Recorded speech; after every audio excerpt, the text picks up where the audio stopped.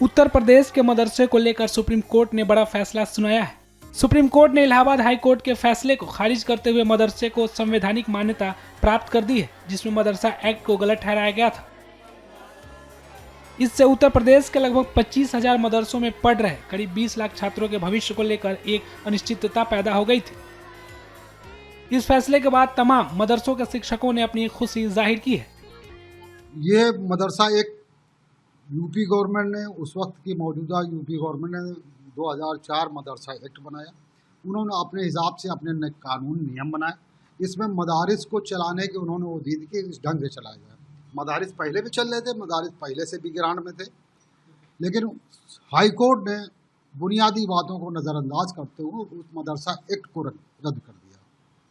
जबकि मदरसा एक्ट को रद्द करने का अख्तियार नहीं था, उनको ये देना चाहिए, हाई कोर्ट को फैसला देना चाहिए कि इस एक्ट में अगर कोई कमी है तो उसको दुरुस्त करे। इसलिए कि एक्ट जो मदारिस ने नहीं बनाया था, सरकार ने खुद एक्ट को बनाया था। उस एक्ट को इन्होंने अनदेखी करके उसको गो किया। तो हमारी यूनियन टीचर एसोसिएशन मदारिस अरबिया और शिक्षेतर कर्मचारी मदारिस अरबिया और अन्य यूनियन जो जितनी यूनियन है वो सुप्रीम कोर्ट गई। सुप्रीम कोर्ट ने उस बात को, एक्ट को जो हाई कोर्ट ने मनसूख किया था या रद्द किया था, उसके खिलाफ अपील की।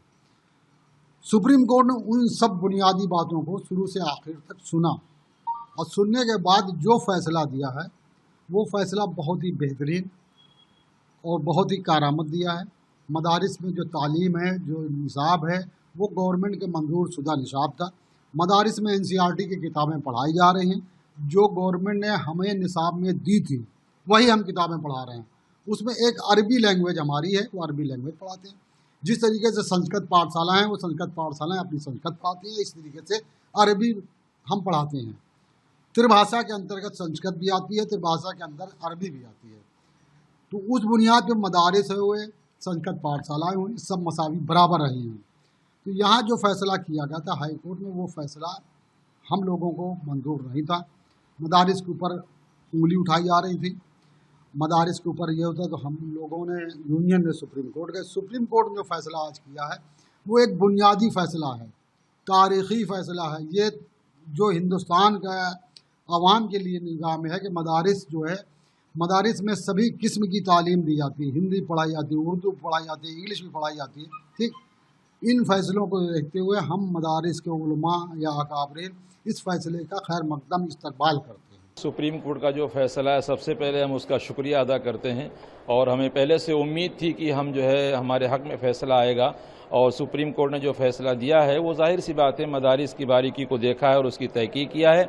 और मदारिस के अंदर ऐसा नहीं सिर्फ मज़हब की तालीम होती, बल्कि मदारिस के अंदर इंग्लिश भी पढ़ाई जाती है, हिंदी भी पढ़ाई जाती है, मैथ भी पढ़ाई जाती है। और इसी मदरसे से जो है हमारे मुल्क के सबसे पहले जो शिक्षा मंत्री बने, जो तालीम के मंत्री बने, मौलाना अबुल कलाम आज़ाद, मदरसे के पढ़े हुए थे। इस तरीके से बहुत से ऐसे लोग हैं जो मदरसे से अपने मज़हब की तालीम हासिल की और फिर उसके बाद इंजीनियर, डॉक्टर, वकील भी बने।